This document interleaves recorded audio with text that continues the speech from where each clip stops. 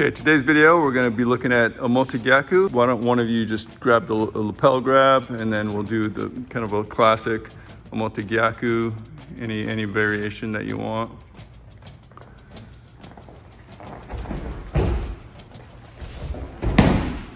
All right, very nice.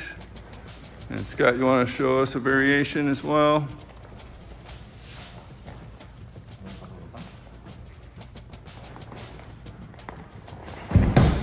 All right, so you can see off of a grab, this one was shown off of a punch.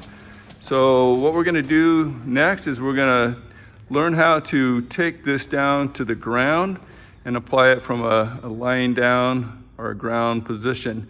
Kudos to Rob Reiner and the 0 Point Dojo. If you ever want more detailed information on this technique, you can go to zeropoint.com and get some much greater detailed information on how to do all this stuff. We're going to start out on the ground, and we're going to simulate as if we were standing up, but we're on the ground. So this is not so much a technique application for ground fighting as much as is a learning tool on how to take this technique and dissect it so you can learn how to apply it in multiple different applications as you go forward. So the first thing I want to do is there's two options. He has two hands, obviously, as you can see here. I can take Omote Gyaku on the bottom or on the top. And so we're going to learn right now how to do the bottom arm, which is going to be the easiest one to apply. The top arm, much more complex in nature, so we'll save that one for another day. We're going to start out by, as we come in, we're going to grab the wrist with this grip as opposed to trying to grab it like this. Think of your wrist as being like a pair of a wrench as opposed to pliers where you're kind of gripping, right? And as I do this, I want to check for positions of safety. So if I just come in here like this, can you punch me? Yeah, he can punch me, right? So that's probably not a good way to approach it, right? Can you kick me from here? Yeah, he can kick me too, right? So to fix that, as I come in, I'm gonna come in with this guard here. I'm gonna bring up my knee up here, and instead of being here like this, I'm gonna be here like this. Now I check, can you punch, can you kick, right? So now I've got a little bit different. This hand isn't being used, so I'm gonna use that to reinforce this grip right here, just kind of supporting the thumb and here to clamp it down. And then I've got this as phase one, just being able to do that. Boom, right? Now, from this position, we're going to, and this is actually going to be kind of all the same move as you move along, but I'm going to, as I come in here and I bring this down, I want to have mobility in my hips, the ability to bring them up and move with them, because I'm going to go from here and immediately come in here and strike in. And as I do that, I'm also going to control his shoulders, spine, and hips with this leg, right? So come in here, and this foot goes over the top here so I can control him in this manner. So the next step is, once I got this and I'm trying to hit with the knee, kind of high up into the armpit of the bottom arm. Boom, and I control here. Then I bring this other knee and bring it up over here. So I've got this one just trailing up, meeting this one, which allows, so I'm just kind of like a stepping process, which allows me to then come in here and attack with this. And then the last part is I'm just going to apply pressure with my hip onto his elbow in a 45-degree angle this way, applying pressure here. Sorry. You good? Stretch.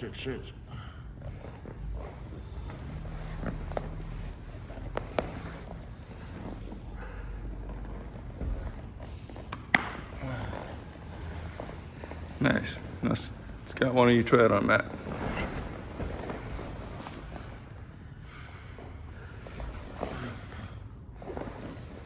Nice, good transition. I feel like you turned over too soon, right? Try and, yeah. It's all, you also have really long legs, so it's really hard. Your hips are way high, so that you're not able to get into that elbow. I think it might just be, that might be the issue with you.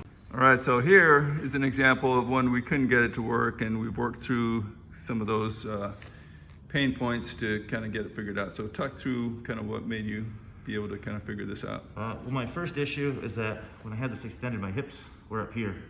So I was trying to draw it out, focusing my knee here. But if I focus my knee here, my leg has further to go, which lowers my hips to that elbow, which is where it needs to be. So come in here, stretch them to start, bring the other knee in, and then I really focus the stretch here. Nice. Now I can pin that elbow and roll.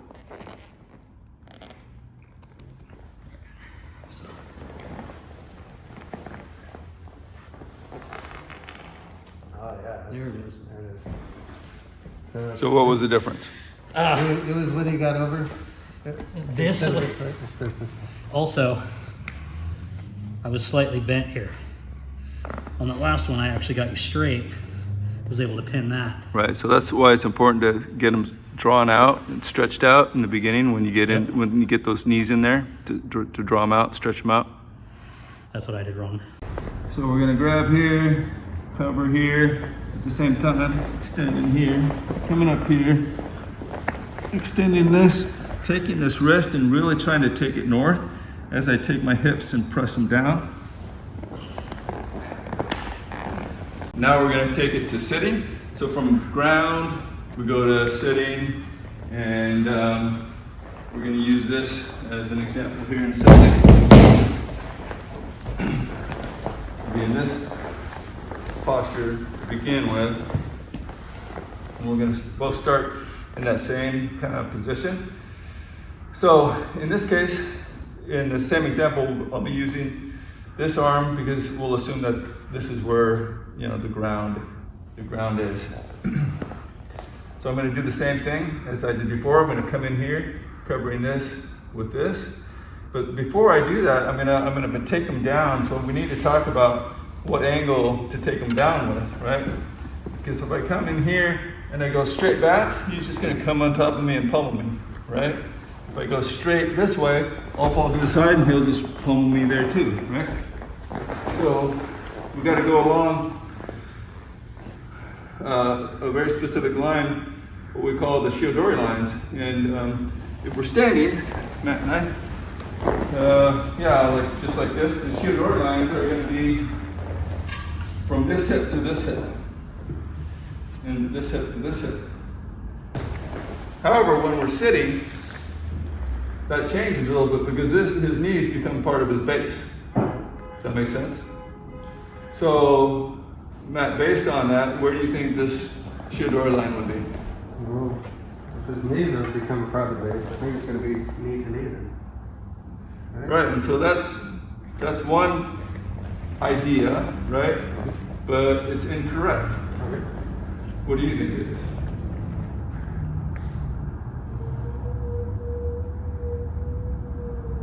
That would have been my answer.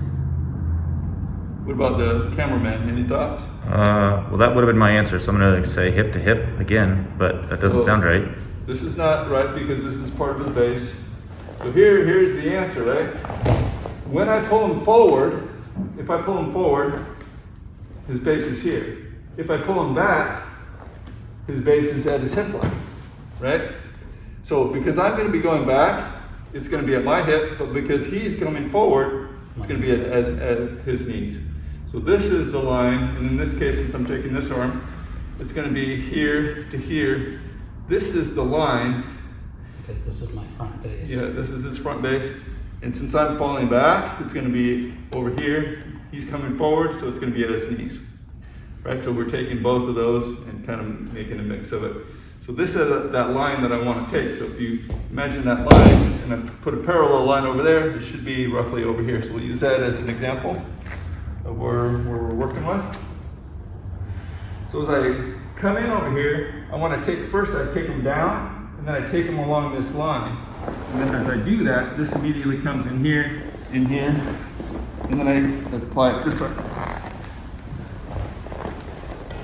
Okay? It also looks like you're kind of far away from his other punch, so tries to punch, it's not going to. Right, so you can test, once again, we can test all these positions, right? So I go here, can you attack me, right? And then the second thing is when you do in Shiodori, you always start by going down and then over, right? So I go here, I go down, and then I start to move this way, right? Can you reach me at any point right here? So I'm safe, right? So I'm gonna be falling. So normally when I fall, right, this knee is gonna be coming in here, right? But because I'm falling, I can have it go straight over here and just kind of skip a step. Does that make sense? So we'll try and do this as slow as we can. 1, 2, 3, boom. And as I fall, this is coming in here. It's kind of hard to do slow motion, right? But just boom in here, and then you've got both of this. At the same time, I want to press my hips in, get that position, and then I can start to roll over. Okay. So what I've found is obviously here, come down, drawing them out. And when you fall, trying to get that drawn out in the knee here. That way when this comes in, it's already there. And then as you roll, the biggest thing I found is when you drop, try and be stretched and the knee there at right out of the gate. That way when this comes in, it falls right into place.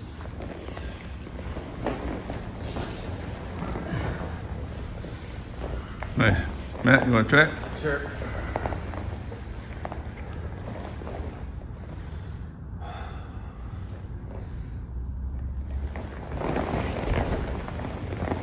There it is. Yeah. I gotta take my ring off. That's all right. I keep smashing my fingers on my ring. Scott, grab the body.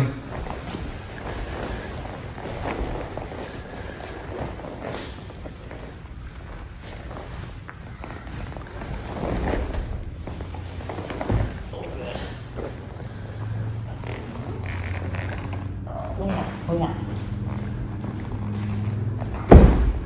Yep. Any insights?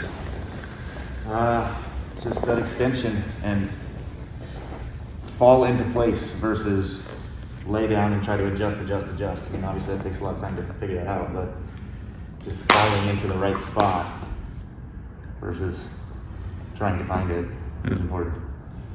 Make it work well. Cool. You videotape it? I'll do one with Scott. Sure.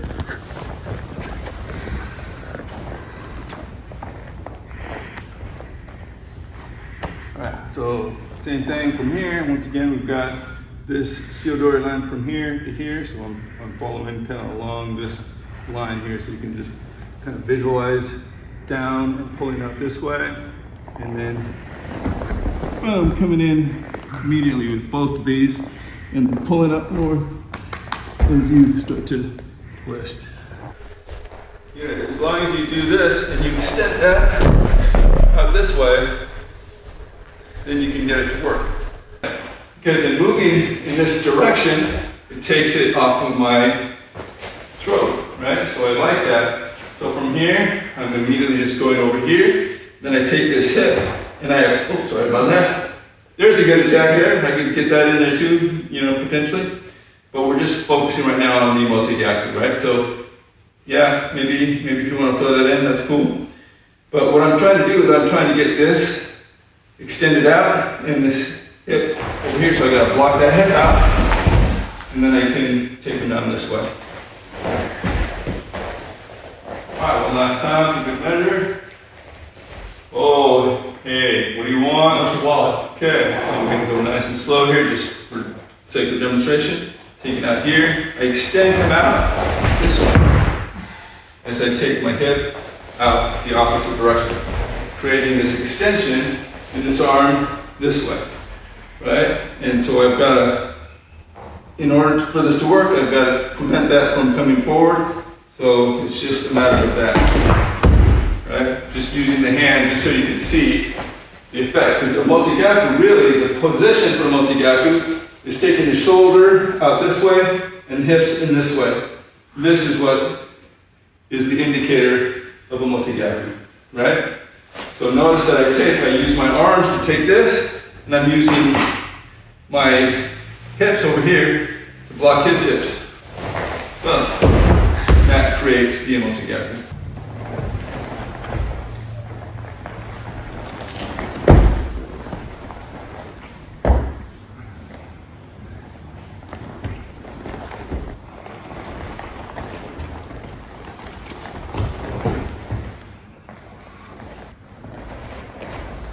So here, the important thing is that you come in and you kind of stifle this attack. And once again, at this point, this is where you choose. Are you going to take this one or this one? Right, so we'll just take the one that's closest.